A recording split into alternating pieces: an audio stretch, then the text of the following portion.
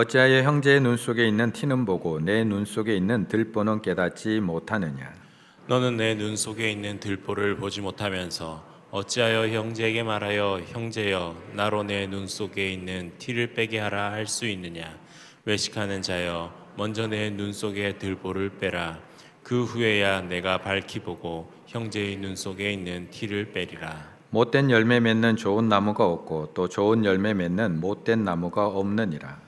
나무는 각각 그 열매로 아나니 가시나무에서 무화과를 또는 찔레에서 포도를 따지 못하느니라. 선한 사람은 마음에 쌓은 선에서 선을 내고 악한 자는 그 쌓은 악에서 악을 내나니 이는 마음에 가득한 것을 입으로 말함이니라. 너희는 나를 불러 주여 주여 하면서도 어찌하여 내가 말하는 것을 행하지 아니하느냐? 내게 나와 내 말을 듣고 행하는 자마다 누구와 같은 것을 너에게 보이리라. 집을 짓되 깊이 파고 주추를 반석 위에 놓은 사람과 같으니 큰 물이 나서 탕류가 그 집에 부딪히되 잘 지었기 때문에 능히 요동하지 못하게 하였거니와. 함께 읽습니다. 듣고 행하지 아니하는 자는 주추 없이 흙 위에 집 지은 사람과 같으니 탕류가 부딪힘에 집이 곧 무너져 파괴됨이 심하니라 하시니라. 아멘. 새해가 되면 모든 사람이 다 마음이 새로워집니다. 또 어떻게 하면 좀 더 새로워질 수 있을까 또 생각하게 되고 결심하게 되는 것 같습니다. 사실 저도 2022년 새해에는 조금 더 새로워져야지, 조금 더 멋진 모습으로 변화돼야지라는 마음에 결단을 하게 됩니다. 조금 더 지적으로 변해야지, 조금 더 세련돼야지, 조금 더 교양이 있어져야지. 그래서 제가 변신을 한번 시도해 봤습니다. 네, 어떤가요? 제가 여러 가지 포즈도 조금 연습해 봤는데 조금 지적이고 세련돼 보이는지 모르겠습니다. 뭐 큰 차이는 없어 보이는 것 같습니다. 사실 제가 몇 년 전부터 눈이 조금씩 안 좋아지기를 시작했습니다. 그런데 작년부터는 더욱더 이제 노안이 점점 심해져서 더 이상 이제 미룰 수가 없어서 이제 안경을 이렇게 맞추게 되었습니다. 이제 설명서에 있는 글씨가 점점 안 보이기 시작을 하고 맞은편에 있는 모니터에 나오는 글자, 특히 작은 글자들은 눈에 잘 안 들어오기 시작을 하면서 예전에는 잘 보였던 것들이 이제 하나씩 안 보이기 시작했습니다.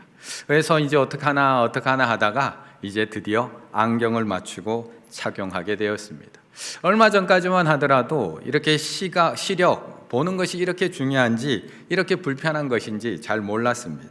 사람은 늘 잃어봐야지 그 소중함을 아는 것처럼 사실 시력이 좋을 때는 시력이 나빠지는 것이 얼마나 불편한 것인지 잘 몰랐습니다. 그냥 잘 보이는 게 당연한 건 줄 알고 그냥 잘 보이게 살아가는 것이 그냥 당연한 일상인 줄 알고 있었던 겁니다. 그런데 이렇게 눈이 조금씩 나빠지기 시작하니까 이제 시력에 대해서, 눈을 좋아지게 하는 것 또한 잘 보게 하는 것에 대해서 조금씩 관심을 가지게 되었습니다. 가장 기본적으로는 이렇게 안경을 맞춰서 쓸 수가 있습니다. 시력 검사를 하고 거기에 맞는, 내 눈에 맞는 안경을 맞춰 쓰게 되면 멀리 있는 글자, 멀리 있는 사람들도 잘 알아볼 수 있습니다. 안경이 불편한 사람들은 콘택트 렌즈라고 해서 또 렌즈를 눈에다가 넣어서 또한 보는 것을 보완하기도 하고 잘 보려고 노력하기도 하며 살아갑니다. 또 때로는 라섹과 같은 안과 수술을 통해서 시력을 교정하며 살아가기도 합니다. 이렇게 다양한 제품, 다양한 기술의 도움을 받으면서 우리는 조금 더 잘 보기 위해서, 조금 더 밝게 보기 위해서 우리는 노력하며 살아가고 있습니다. 그런데 정작 문제는 남을 잘 볼 수 있는 도구들은 이렇게 많이 있는데 나를 잘 보게 하는 도구들은 그리 많지가 않습니다. 외부 밖을 잘 보게 하는 기술들은 끊임없이 개발되고 끊임없이 좋아지고 있는데 나를 잘 볼 수 있게 해주는 기술들은 그렇게 우리가 관심을 갖고 살아가고 있지 않다는 겁니다. 그리고 늘 나는 나를 잘 봐 라는 착각 속에서 우리는 살아가고 있습니다. 41절의 말씀을 함께 읽겠습니다. 41절입니다. 어찌하여 형제의 눈 속에 있는 티는 보고 내 눈 속에 있는 들보는 깨닫지 못하느냐. 아멘. 우리가 너무나 잘 아는 말씀입니다. 도대체 이 말씀으로 몇 번 설교를 들었는지 모릅니다. 그래서 우리는 이 설교를 들을 때마다 형제의 눈 속에 있는 티를 안 보기 위해서 정말 부단히 노력하며 살아갑니다. 아이고, 안 보는 게 낫지, 안 보는 게 낫지, 보고 죄 지을 바에 안 보는 게 속 편하지, 안 보는 게 속 편하지. 그래서 재직해 안 들어오시는 거잖아요. 그래서 구역 안 들어가시는 거잖아요. 그래서 모임 안 하시는 거잖아요. 그래서 만남 안 가지는 거잖아요. 보면, 들으면 그 마음으로라도 죄짓게 되니까 그거 안 하려고, 그 비판의 죄 안 지으려고 우리가 서로 안 보면서 살아가게 되는 겁니다. 그런데 그게 맞을까요? 그게 하나님께서 우리에게 원하는 것일까? 그게 성경에서 가르치는 걸까요? 형제의 눈 속에 있는 티를 안 보려고 아예 눈을 감고 형제를 보지 않는 것이 정말 맞을까요? 오늘 본문에서 형제의 눈 속에 티를 보지 마라고 하는 게 오늘 본문의 핵심일까요? 아니면 나의 눈 속에 있는 들보를 깨달으라고 하는 게 핵심일까요?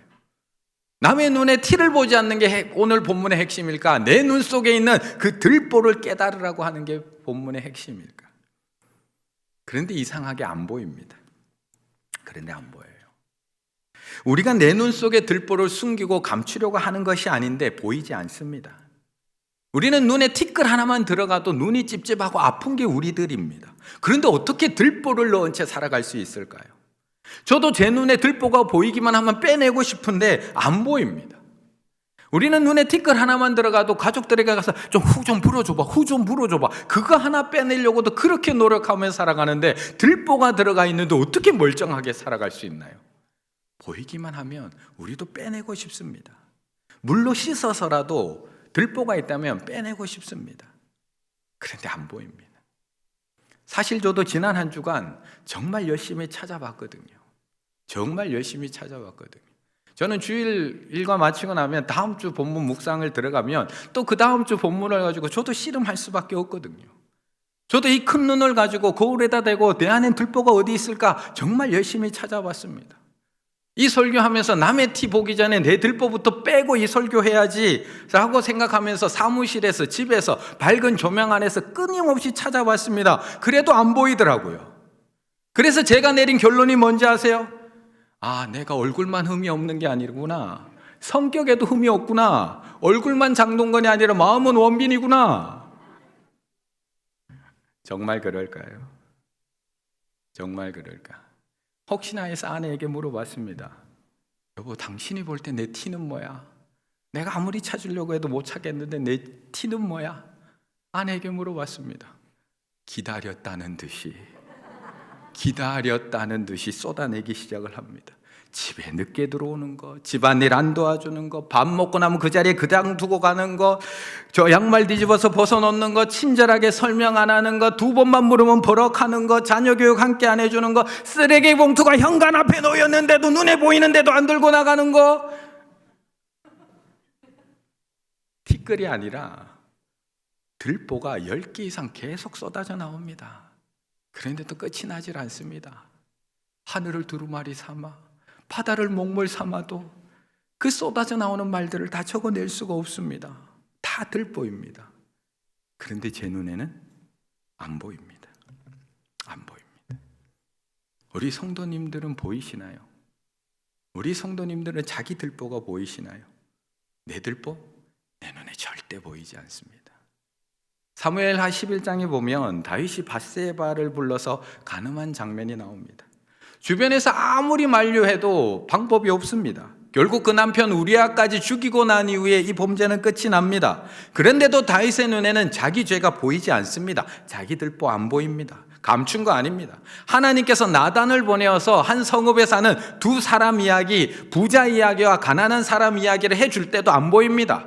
부자 집에는 소와 양이 많습니다. 그런데 가난한 자의 집에는 암양 새끼 한 마리, 정말 딸처럼 키운 그 암양 새끼 한 마리밖에 없는데 이 부자는 손님이 왔을 때 자기 양을 잡는 게 아니라 그 한 마리밖에 없는 그 암양 새끼 한 마리 뺏어서 잡아서 그 손님을 대접합니다. 그 이야기를 들었던 다윗, 뭐라고 이야기했는지 다 아시잖아요. 소리를 칩니다. 다윗이 그 사람으로 말미암아 노하여 나단에게 이르되 여호와의 살아계심을 두고 맹세하노니 이 일을 행한 그 사람은 마땅히 죽을 자라. 마땅히 죽을 자라. 안 보입니다. 이건 감추려고 한 게 아닙니다. 숨기려고 한 게 아닙니다. 안 보입니다. 다윗이 원래 그런 사람이었나요? 다윗은 어려서부터 하나님께 기름 부음 받은 사람, 하나님의 마음에 합했다라고 평가받은 사람, 늘 하나님 앞에 묻고 또 물었던 사람, 하나님 앞에서 범죄하지 않기 위해서 사울을 2번이나 살려줬던 사람. 그런데 안 보입니다. 숨기려고 한 게 아니고요, 감추려고 한 거 아니고요, 보이지 않습니다. 들보는 집의 기둥으로 쓰는 굵은 나무 혹은 대들보라고 합니다. 애당초 눈에 들어갈 수 없는 것을 가지고 예수님이 지금 비유하고 있는 겁니다. 주님께서는 이 문제를 여기서 있는 지금 문제시하고 있는 것이 무엇인가 하면, 그것은 41절을 자세히 보면 그것은 우리의 눈 속에 들어있는 것이 티끌이냐 들보냐 이걸 갖고 문제시하고 있는 것이 아니라 깨닫지 못하는 것. 들보가 있는데도 깨닫지 못하는 것이 문제라고 말씀하고 있는 겁니다. 안 보입니다. 저도 안 보입니다. 크기가 문제가 아니라 저도 안 보입니다. 그렇다면 내가 내 들보를 보기 시작하면 어떻게 될까요? 지금까지는 내가 보지 못했던 내 들보, 지금까지는 깨닫지 못해서 보지 못했던 나의 들보를 보게 되는 순간 우리의 반응은 어떻게 나오는 걸까? 45절의 말씀을 한번 읽어보겠습니다. 45절. 선한 사람은 마음에 쌓은 선에서 선을 내고 악한 자는 그 쌓은 악에서 악을 내나니 이는 마음에 가득한 것을 입으로 말함이니라. 아멘. 지금 우리 손은 얼마나 깨끗할까요? 지금 우리 손. 제가 오늘 이 자리에 올라오기 전에 이미 이 손으로 머리 다 만지고 얼굴 다 만지고, 요즘 계속 눈이 건조하니까 앉아서도 계속 눈을 비비고 손으로 할 짓 다 하고 올라왔는데, 지금 이 손은 어떨까? 깨끗할까요? 앞에 나오는 이 사진은 8살 아들의 손 사진입니다. 놀이터에서 놀고 온 8살 아들의 손을 실험한 모습입니다. 미국의 한 대학의 생물 박사인 타샤 스톰이라는 생물학자가 자신의 8살 난 아이가 놀이터에서 놀고 집에 들어왔을 때 그 손을 실험용 페트리 접시에 찍어서 세균을 배양했는 그 모습입니다. 아이 손에 있는 세균입니다.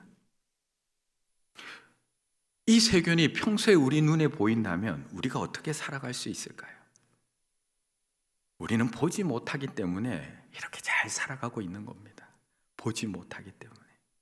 우리가 애지중지하면서 날마다 손에서 놓지 않고 날마다 주머니에 갖고 다니는 스마트폰은 어떨까요? 늘 전화한다고 입뺨에다가 그렇게 소중하게 갖다 대고 살아가는 스마트폰, 지금도 손에서 놓지 못해서 예배하는 중에도 2번, 3번 꼭 확인해야 되는 스마트폰, 우리가 하루에 2317번이나 본다고 하는 스마트폰, 20초에 한 번씩 평균 들여다본다는 이 스마트폰은 어떨까요? 똑같이 실험했습니다. 앞에 8살 난 아들 실험과 똑같은 실험을 영국의 서리대학교 학생이 실험한 다음에 3일 동안 배양했습니다. 우리가 사용하는 화장실보다 18배의 많은 세균이 나옵니다. 그런데도 우리는 아무 거리낌 없습니다. 아무 문제 없이 사용을 합니다. 아무렇지 않게 뺨에 대고 오늘도 살아가고 있습니다. 보게 되면 깜짝 놀랍니다. 보게 되면 깜짝 놀랍니다. 그렇다면 우리 안은 어떨까요? 우리 안은 어떨까요? 지금 내 눈 속에 있는 들보 때문에 내 안을 정확하게 보지 못해서 그렇지, 내 안을 정확하게 본다면, 앞에 나온 손과 핸드폰처럼 내 안의 죄를 적나라하게 보게 된다면 우리는 어떤 반응이 나올까요? 어떤 반응? 이사야는 이렇게 반응을 했더라고요. 그때 내가 말하되 화로다 나여 망하게 되었도다. 나는 입술이 부정한 사람이요 나는 입술이 부정한 백성 중에 거주하면서 만군의 여호와이신 왕을 배웠음이로다. 이게 내 안을 정확하게 본 사람. 이사야 선지자는 하나님의 임재를 경험한 그 순간 가슴이 터질 듯한 하나님의 만지심, 영적 터치, 하나님의 영광을 보았을 때 환호하면서 하나님, 저 하나님의 영광을 보았어요. 너무 기뻐요. 완전해요. 하나님, 저 충만해요. 라고 고백했던 것이 아니라 나를 적나라하게 본 이사야는 깜짝 놀랍니다. 화로다 나는 망하게 되었도다. 나의 입술이 부정한 사람이다. 이사야만 그렇게 고백했을까요? 이사야만. 욥도 하나님을 만나거든요. 욥은 무려 40장이 넘는 그 기간 동안 고난을 당합니다. 그 모진 고난을 당하고 마지막 42장에서 하나님의 얼굴을 봅니다. 그렇다면 40장 동안 진행됐던 고난 뒤에 하나님을 봤다면 하나님 저를 드디어 위로하시는군요. 저를 위해서 이 땅에 오셨군요 라고 감격하며 바라봐야 되는데 내가 주께 대하여 귀로 듣기만 하였사더니 이제는 눈으로 주를 배움나이다. 그러므로 내가 스스로 거두어드리고 티끌과 제 가운데에서 뭘 하나이다? 회개하나이다. 이게 본 사람이에요. 보면 회개가 나올 수밖에 없어요. 예수님을 만난 베드로는 어땠나요? 시몬 베드로가 이를 보고 예수의 무릎 앞에 엎드려 이르되 주여 나를 떠나소서 나는 죄인이로소이다. 우리가 지금 나의 들보 때문에 나를 정확하게 못 봐서 그렇지 보고 나면 깜짝 놀라실 겁니다. 깜짝 놀라실 겁니다. 하나님을 만나고 예수님을 만나고 성령의 조명하심으로 나를 정확하게 보고 나면 깜짝 놀라서 누군가의 티끌 보고 그렇게 이야기하지 못합니다. 나를 정확하게 못 봤기 때문에 그렇게 얘기할 수 있는 겁니다. 제가 제 들보 때문에 제 안을 제대로 못 봐서 그렇지, 제가 제 들보 때문에 제 안에 있는 더러움을 정확하게 안 봐서 그렇지, 그래서 제가 이렇게 당당하게 설교할 수 있지, 제가 보고 나면 깜짝 놀라서 두렵고 떨려서 이 설교를 할 수 있을까요? 못 봐서 그렇지. 왜 신앙생활을 그렇게 열심히 했던 성도들이 교회를 떠나는 걸까요? 왜 예수님 믿고 싶어서 예수님 만나고 싶어서 교회에 찾아왔던 그 세 가족들이 교회에 정착하지 못하고 상처받고 교회를 떠나게 되는 걸까요? 교육자인 저는 이 원인이 어디 있다고 저는 생각하고 있을까요? 누구 때문이라고 저는 생각하고 있을까요? 그 사람 있잖아요. 그 사람, 지금 또 오르시는 그 사람, 그 집사님, 그 권사님, 그분 때문이라고 우리는 생각하잖아요. 저도 똑같이 그분 때문에 우리 소중한 세 가족이 교회를 떠나고 상처받고 교회를 떠난다라고 저도 똑같이 생각하고 있었습니다. 그런데 정작 들여다보니까 저더라고요. 1번이 저더라고요. 교회를 떠나는 이유, 교회의 부정적인 요인이 35%인데 그 중에 1번, 목회자들에 대한 좋지 않은 이미지가 있어서, 저도 저의 들보를 보기 전까지만 해도 그분 때문인 줄 알았습니다. 그 집사님, 그 권사님 때문에 그분이 교회 떠난 줄 알았습니다. 그런데 많은 성도님들이 목회자들의 좋지 않은 이미지 때문에, 목회자들로부터 받은 상처 때문에, 목회자들로부터 받은 아픔 때문에 교회를 떠나더라는 겁니다. 보고 나면 할 말이 없습니다. 그래서 그 떠났던 분들이 교회를 찾고 있습니다. 어떤 교회를 찾을까요? 무려 46%가 신앙 생활이 올바른 목회자가 있는 교회, 신앙생활이 올바른 목회자가 있는 교회를 찾고 있다는 겁니다. 생활의 모범을 보이는 교인이 있는 교회, 교인 간의 관심과 배려가 있는 교회를 찾기 이전에 신앙과 생활이 올바른 목회자가 있는 교회를 찾고 있습니다. 보게 되면 깜짝 놀랍니다. 말씀 앞에 나를 비춰보면 깜짝 놀라게 됩니다. 성령의 조명하심으로 나를 들여다보면 깜짝 놀랄 수밖에 없습니다. 다른 사람들이 나로 말미암아 얼마나 상처받고 있는지 보게 되면 깜짝 놀라실 겁니다. 내가 내 입술로 어떤 말을 하고 살아가고 있는지 보이시나요? 내가 틀린 말은 안 하는데 얼마나 기분 나쁘게 말하고 살아가고 있는지 보이시나요? 얼마나 마음을 찢어놓게 말하고 살아가고 있는지 보이시나요? 선한 사람은 마음에 쌓은 선에서 선을 내고, 악한 자는 그 쌓은 악에서 악을 내니 이는 마음에 가득한 것으로 입으로 말함이니라. 안 보입니다. 나는 없는 말 하지 않는다고 생각하지 이 말로 상대가 어떤 상처를 받고 있는지 안 보입니다. 다 다 그 사람을 위해서 다 좋은 뜻으로 이야기한다고 생각하지 내 안에 얼마나 죄가 가득한지는 보이지 않습니다. 이 말이 하나님의 말씀을 뜻을 따라서 하는 말인지 내 마음에 안 들어서 하는 말인지 보이지 않습니다. 안 보입니다. 저도 안 보입니다. 그렇다면 우리가 어떻게 행동하는지는 보이나요? 말도 안 보이는데 우리가 어떻게 행동하는지. 오늘 본문 6장 17절부터 오늘 끝까지는 평지설교입니다. 예수님께서 산에서 내려오신 후에 제자들과 많은 무리에게 한 평지설교. 나중에 그 앞에 있는 말씀들을 쭉 읽어보면 이런 내용이 담겨 있습니다. 너희 원수를 사랑하며 너희 미워하는 자를 선대하며 너희를 저주하는 자를 위하여 축복하며 너희를 모욕하는 자를 위하여 기도하며. 행할 생각도 하지 않고 살아가는 우리 모습이 보이시나요? 행할 생각도 하지 않고 살아가는 우리의 모습이 보이시나요? 그래서 46절 너희는 나를 불러 주여 주여 하면서도 어찌하여 내가 말하는 것을 행하지 아니하느냐. 산에서 내려온 예수님을 보고 주님 주님 하면서 설교 들으려고 그렇게 모여들더니 말씀하신 것에 대해서는 한 번도 행하려고 생각조차 하지 않는 우리들을 향해서 이 말씀을 하고 계시는 겁니다. 안 보입니다. 내가 얼마나 주여 주여 하면서 주님의 이름만 부르고 있지 주님의 말씀대로 행하지 않고 살아가고 있는지 안 보입니다. 우리는 내가 얼마나 말씀대로 살지 않고 말씀을 이용해서 살아가고 있는지 안 보입니다. 우리는 내가 얼마나 말씀을 순종하는 데 사용하지 않고 말씀을 정죄하는 일에 사용하고 있는지 우리 눈에 안 보입니다. 우리 성도님들 보이시나요? 보이시나요?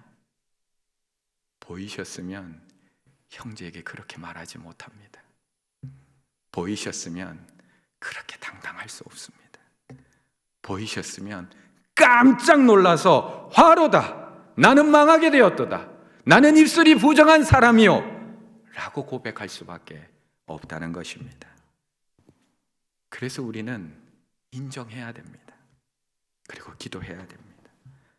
나 자신조차 안 보이면서 마치 다 보이는 것처럼 큰 소리 치지 말고 내 눈 속에 들보가 보이지 않음을 인정해야 됩니다.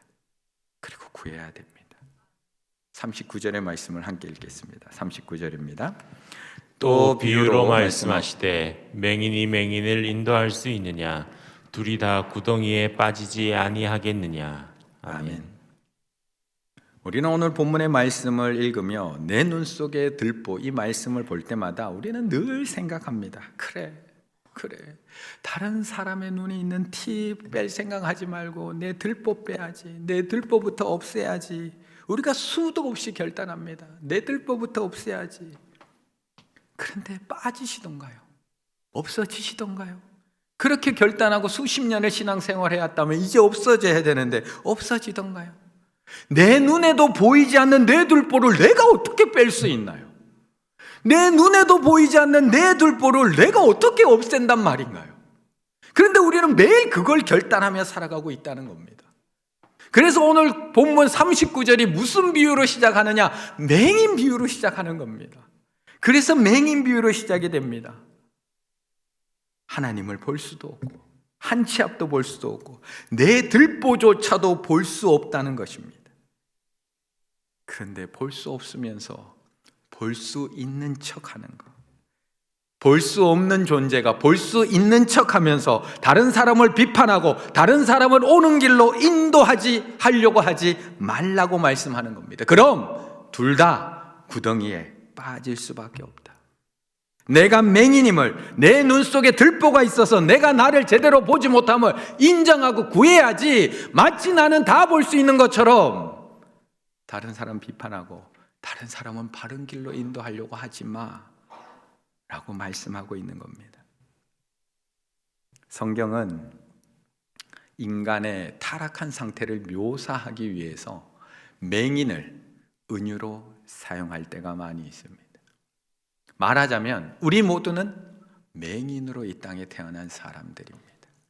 영적 흑암의 상태에서, 죄로 인해서 모든 것이 가려진 영적 흑암의 상태에서 이 땅에 태어나게 되었습니다. 하나님 나라에 관한 것들은 전혀 볼 수가 없습니다.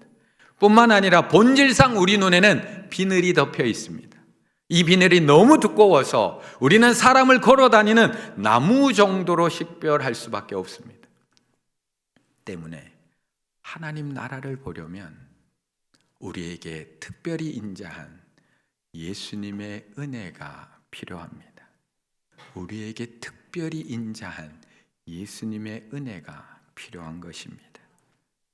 그래서 예수 그리스도를 믿는 자들을 잡으러 다메섹으로 향해서 달려가던 그 사도 바울의 눈, 그의 눈에서 비늘이 벗겨진 후부터 그는 사람을 바라보는 눈이 달라지기 시작을 합니다.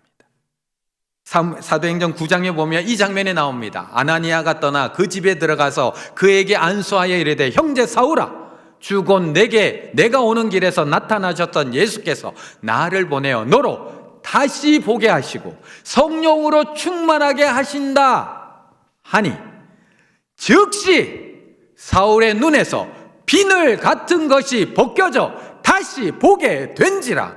일어나 세례를 받고.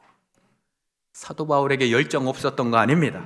사도 바울의 사명감 없었던 거 아닙니다. 율법 몰랐던 거 아닙니다. 말씀 몰랐던 거 아닙니다. 하지만 자기 눈에서 들보를 빼내지 못하고 형제를 바라보니까 그 형제는 율법의 기준으로 정죄해야 될 형제이고 잡아 죽여야 될 형제이고 다른 길로 인도해야 될 형제일 뿐이었던 겁니다. 하지만 하나님께서 그 눈에 비늘 같은 것을 벗겨진 후에 다시 보게 하신 이후에 형제를 바라보는 순간 사랑의 눈으로, 예수님의 눈으로, 예수님의 마음으로 그 형제를 바라볼 수 있게 되었다는 것입니다.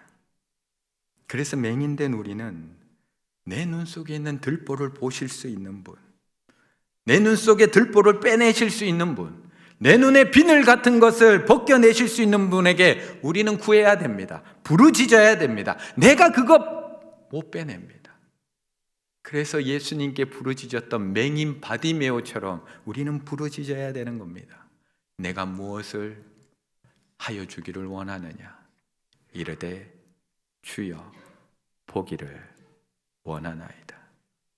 내가 무엇을 하여 주기 원하느냐? 주여 보기를 원하나이다. 그런데 우리는 여전히 나 스스로는 맹인이 아니라고 끝까지 이야기합니다.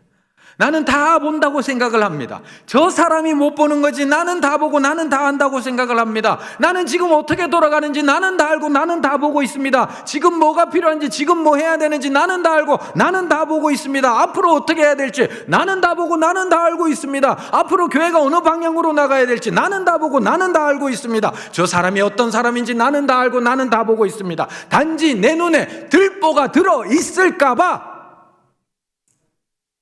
내 눈에 들보가 들어있을까봐 티끌 참아주는 것뿐이지 다 알고 다 보고 있습니다. 다 알고 다 보고 있는 사람 나밖에 없는 것 같습니다. 그래서 바리새인은 예수님한테 이렇게 묻는 겁니다. 바리새인 중에 예수와 함께 있던 자들이 이 말씀을 듣고 이르되 우리도 맹인입니까? 우리도 맹인입니까? 우린 여전히 이 질문 던지고 있습니다. 저도 맹인인가요? 저 좀 볼 줄 아는데 저 맹인인가요? 그러자 예수님께서 그 바리새인들에게 이렇게 대답합니다. 예수께서 이르시되 너희가 차라리 맹인이 되었다면 죄가 없으려니와 본다고 하니 너희들이 다 본다고 하니 너희 죄가 그대로 있느니라. 다 보이십니까? 내 눈 속에 들보 절대 내 눈에 보이지 않습니다. 내 눈 속에 들보 절대 내 힘으로 빼낼 수 없습니다. 들보가 있는 눈으로 절대 다른 사람 제대로 인도할 수 없습니다. 둘 다 구덩이에 빠질 뿐입니다. 그래서 우리는 바리새인들처럼 우리도 맹인인가요? 물어야 하는 것이 아니라 맹인 바디메오처럼 소리쳐야 하는 겁니다. 주여 보기를 원합니다. 주여 보기를 원합니다. 주여 나의 들보를 보기 원합니다. 주여 나의 죄를 보기 원합니다. 나의 교만함을 보기 원합니다. 비늘이 벗겨져서 주님을 온전히 보기 원합니다. 이걸 구할 수 있어야 되는 겁니다. 그렇게 맹인 바디메오가 주님께 구할 때 이렇게 응답해 주십니다. 곧 보게 되어 곧 보게 되어 하나님께 영광을 돌리고 예수를 따르니, 내 생각을 따르는 것이 아니라 내 기준을 따르는 것이 아니라 곧 보게 되어 하나님께 영광을 돌리며 예수를 따르니 백성이 다 이를 보고 하나님을 찬양하니라. 우리가 우리 눈에 들보가 있음을 깨닫고 그것으로 인해서 저는 아무것도 볼 수 없는 맹인임을 고백하며 주여 보기를 원합니다. 주여 보기를 원합니다. 하나님 앞에 우리가 맹인에 대해서 간절히 구하며 나아갈 때 곧 보게 돼요. 곧 보게 돼요. 사랑으로 우리를 바라보고 계시는 그 예수님을 따라 형제를 바라보며 살아가실 수 있는 우리 충혈의 가족들 다 되시기를 간절히 바라겠습니다.